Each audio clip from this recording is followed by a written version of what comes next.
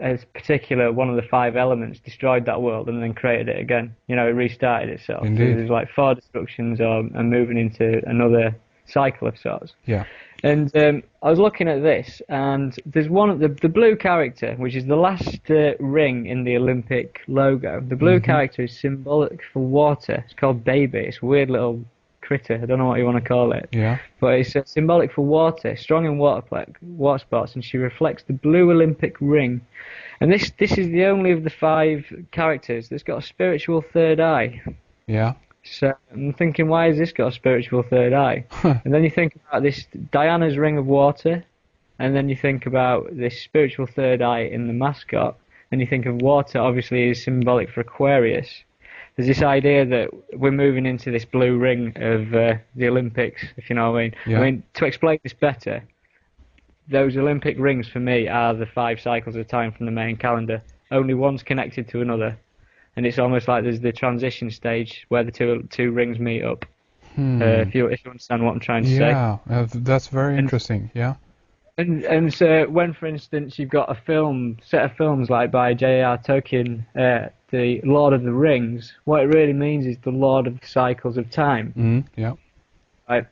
And so then when you think about the trilogy, you had the Fellowship of the Ring, which incidentally opens up with Gandalf's birthday on the 111th birthday, 111, which is obviously a pyramid number. You've got Fellowship of the Ring moving into the 2 towers.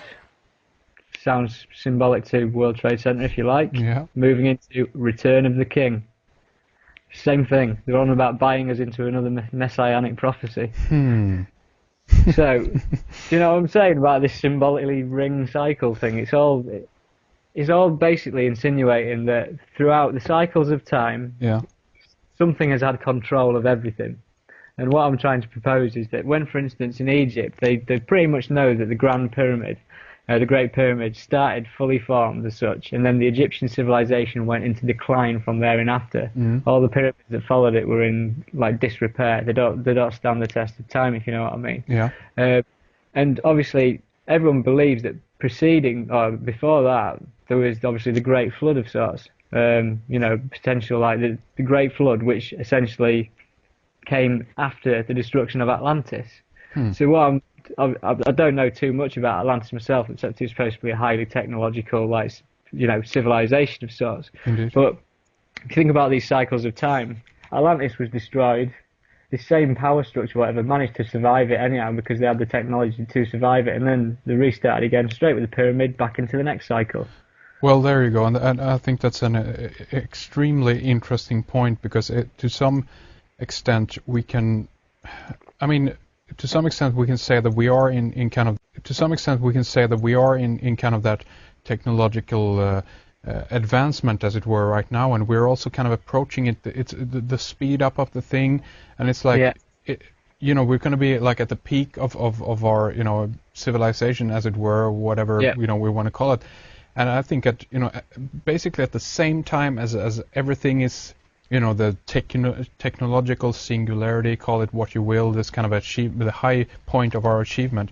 At the same time that we actually reach that pinnacle, we could potentially also kind of fall again, so to speak, and this could be a moment, and this might where it'll be around 2012. I don't know. Yeah. Where I can take this now after this. I've covered the cycles. I could pretty much tell you what the religion of the New World Order is as well. Okay. If you want to know that, I'd love to. Yeah, share with us, please. Well, basically, if you're reading Revelations, chapter 11, verse 12. Now a great sign appeared in heaven, a woman clothed with the sun and the moon under her feet. Remember the moon because that's symbolised with Isis. And on her head a garland of 12 stars, like the 12 stars of the EU flag. But basically, in Revelations, it refers to the breaking of the 7 seals. Right. In the Mayan prophecies for Chilam, a high priest, in 1560, there was a prophecy written about the arrival of Christianity and the arrival, this was like the end of the Mayan calendar prophecies of sorts. And he said, there the masters of our souls arrived. There the counties were distributed to their chiefs. There we began to learn the holy faith. There water began to enter our heads. There were laid the foundations of the high church, the palace of God. there the principle of the 7 sacraments were founded. So 7 again, 7 seals in Revelation, 7 sacraments in the main prophecies. And I do Reiki, so I know what there's 7 of, and there's 7 chakras. 7 sacraments, 7 chakras, same word, same thing to me. Yeah. And as a confirmation of that, on my blog, there's some more deciphering of imagery. And if you have an issue of the UK passport from 1998, I think that's when mine was issued, there's an image of the rose, the thistle, and the daffodil, which are the flowers of England, Scotland, and Wales. But as I've said, these images have 2 meanings, and they have 2, you know, they have a duality. And this image that no one knows what it is, it's on a page called Reserved for Observations Only, with a number 11 on the page. It's basically showing a diagram of the chakra system. And you can correlate that because basically the heart chakra lines up with an image of a heart, and the solar plexus chakra lines up with an image of a sun. So basically you've got this thing, but even more concerning, or not concerning, on the root chakra and the crown chakra, it's signed with a inverted pentagram. Really? So yeah, so you think about that, there's an inverted pentagram on your crown chakra and your root chakra. Now I don't know what that's symbolically saying, but it's obviously involving spiritualism. Yeah. And if this is in the UK passport, I mean, it's beyond me that our government have ever acknowledged the chakras. I've never known that in my entire life. Yeah. But as a further proof to the New World Order religion is going to be based on spirituality, the Tibetan flag. I don't know if you've seen this. I've recently picked this up myself because of all the kerfuffle with the Olympic torch and the Dalai Lama and everything. Yeah. Basically, it's become pretty apparent that the Free Tibet movement was funded by the CIA. You know, because you know, it was a way to rise up against China. But essentially, like, ignoring that, if you look at the Tibetan Buddhist flag, or the Tibetan flag that they used from 1912 to 1950, which is banned by China now, if you look at that, it depicts what is a mountain, but it's not a mountain, it's a pyramid. And at the top of the pyramid is a sun. Right? So essentially you've got a pyramid with an all-seeing eye on the banned Tibetan flag that the Tibetan Buddhists used to represent themselves. So what is that saying about Tibet in 1912 to 1950 when they used that flag? It's almost like it's a blueprint for, you know, the New World Order's religion of sorts, based on meditation, spirituality, chakras, and, you know, all that goes with it. I mean, I'm looking at a picture of the Tibetan flag right now, and even the fact that there's 2 you know, lions, if you will, that is holding up the eternal flame, and even the word itself. If you look at pyramidion or pyramidos, I should say, that's basically fire in the middle. So I mean, they give you the hint right there that this is a pyramid, and then you have the sun in the backdrop. I mean, it's incredible.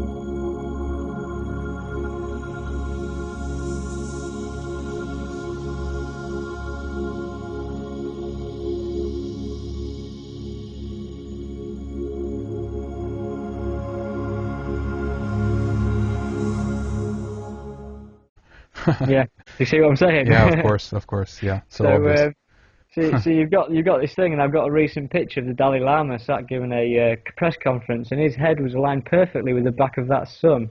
And this is where I'm moving to some weird stuff, because obviously this New World Order religion is basically still sun worship, but it's based on spiritual sun worship. It's going to combine Islam and Christianity. And it's through the emergence of ISIS and the resurrection of a sun god.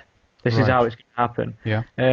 But the thing is, obviously, New Age talk, conspiracy theories, and all of this stuff that's put out there, these are low-level distractions and stuff. And obviously, the New Age spirituality movement, it's not a bad thing in itself, but essentially, if you look at where it probably started from something very different to what we expect.